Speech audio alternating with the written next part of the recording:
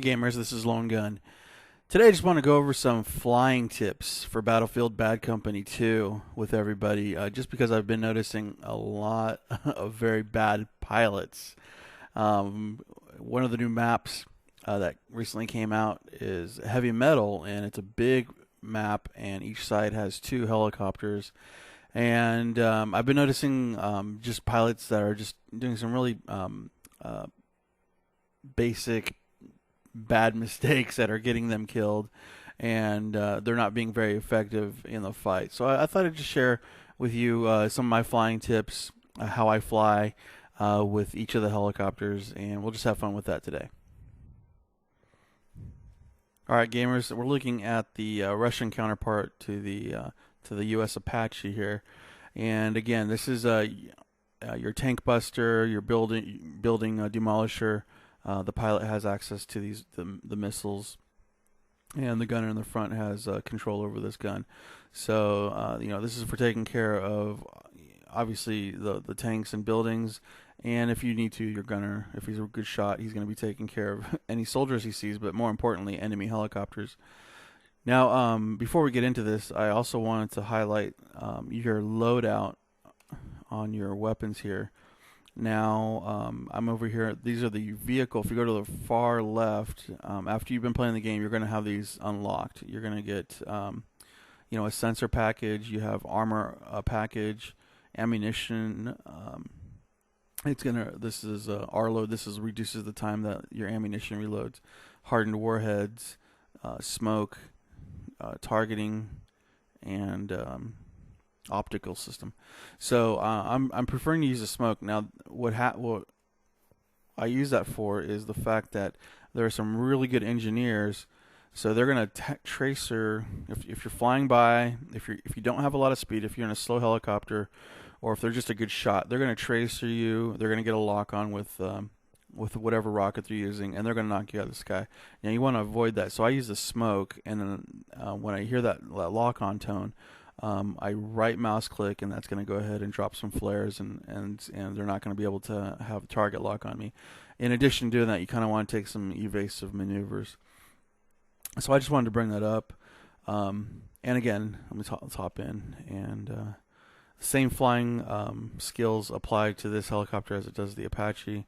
Just go ahead and get some altitude, and forward mouse, and hold W, and that'll get your speed to go straight. You want to hover, I let go, pull back, and now I'm in a hover position, and I can fire my rockets. So it flies very similar to the Apache. So once if you practice either one, you can just switch over to the other helicopter, and it's going to be the same type of flying. So nothing really changes there. Again, there's a couple of just remember the AAA at the objective B, and you want to avoid obviously the engineers. You don't want to get traced, because you don't want to get lock-ons unless you're using smoke. That'll help. But again, anything that can to help you stay in the air longer and keep you in the fight is always a good thing. All right, so let me switch over to the last helicopter and show you what that's all about. All right, gamers, here's the Hind.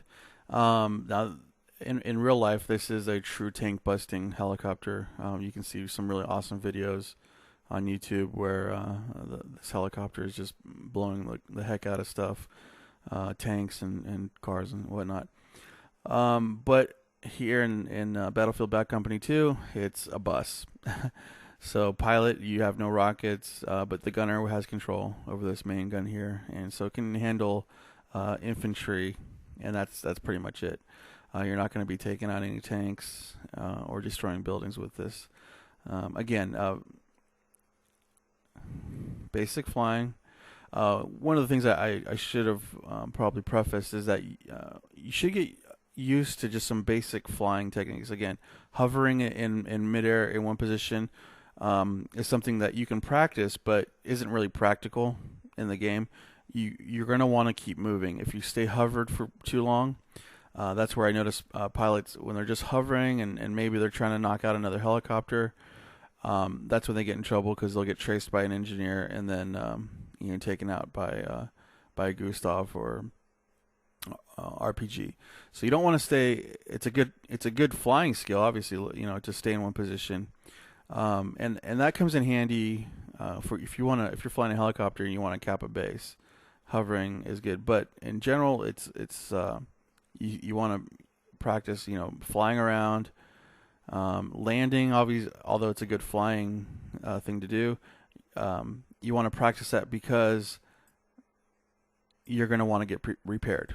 Obviously, you're going to get shot up. There's lots of bullets flying around in the game. So you're going to get shot up. You're going to get damaged. So you're going to want to practice landing so that if you're using an engineer kit, you can repair your helicopter yourself. Or if you've got a teammate who's willing to take on that responsibility. So learning to hover will help cap a base. But again, it's a good skill to have, not too important. Landing, I think, is probably a little more important than that. Obviously your basics such as flying. You want to be able to fly with speed, though. I was noticing just the other day where some guys were flying really slow and at like a medium altitude, and so that's a big target for an engineer who is really good with his tracers and can get you lit up and blown out of the sky. So speed is a factor. You want to stay moving. You're flying, in the hind, and you are a bus in the sky. So you're big, you're slow, you're an easy target. So you do not want to be in one place for too long. It's unfortunate that the squad sizes are four slots, so you can only have 3 everybody spawning in your helicopter. But if your team is well organized and you got your guys spawning in your helicopter, then you can just have a set path, and you can get your guys moved around the field to where they need to be to get to either cap bases or to get in and help take out tanks and enemy soldiers and that kind of thing. So think ahead to how you're going to be using these vehicles, because heavy metal helicopters are key to winning. If your side does not have a good pilot and good gunners for the helicopters, then you're going to lose every time. You want to get your helicopters in the air. They need to be you want to be taking out you're using your tank buster to take out those tanks, and use these flying buses to move your guys around the battlefield as fast as they can, because speed is key, as well as making sure that you get your objectives. And so that's my flying tips for you guys for who are playing Battlefield Bad Company 2. I've been having a blast with this heavy metal map. Some people don't like it too much, but if you practice your helicopter skills and you're known for being just a good pilot and actually doing what you're supposed to do with the helicopter, then you're going to just help your side, whatever side you happen to be on, and you're going to help your team every time. And really, that's what makes this game unique over a lot of others, is that this is a team-based game. And team players make this game way more fun in multiplayer than a lot of other first-person shooters. So you want to be a team player. You want to practice these skills.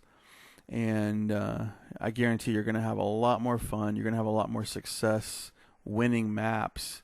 And people are going to like it when they see your name pop up in the server. And they're going to know that, hey, we got a great pilot. Let's use him to take care of these bad guys and get the win. One last thing I want to touch on too is that for the helicopters now, helicopter to helicopter battles can be fun, and that's what your gunners are for. If you know that you got an enemy helicopter on you, you got to get your helicopter situated around so that your gunner can help take care of them. And that's really the only advice I can give you for helicopter battles. If you're in the Apache trying to use your missiles, that's actually a waste of missiles. Your gunner is there to protect you, as well as using that gun on any enemy soldiers he sees on the ground. So Just a quick word on that. So I hope you enjoyed my flying tips for today, and we'll see you on the battlefield.